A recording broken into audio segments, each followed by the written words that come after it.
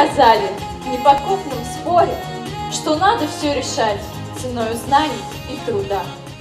Накануне на базе БГУПУ назвали победителей регионального этапа Всероссийской олимпиады школьников по географии. В течение нескольких дней они упорным трудом показывали свои знания по географии и делились ими. На торжественном закрытии были объявлены результаты. Сегодня сидят здесь в зале те ребята, которые будут показывать и представлять нашу республику на заключительном этапе Всероссийской олимпиады школьников по географии.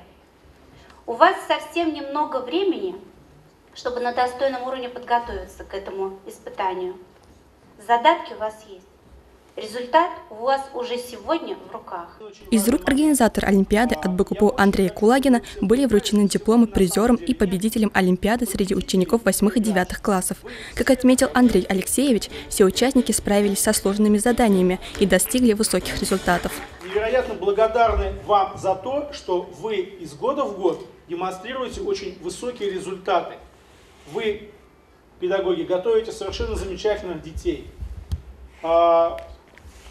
Дети демонстрируют шикарные знания.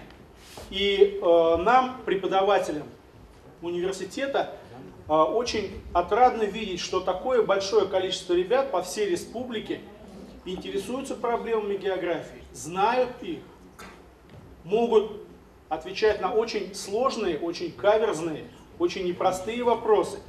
Это совершенно, на мой взгляд, замечательно и уникально.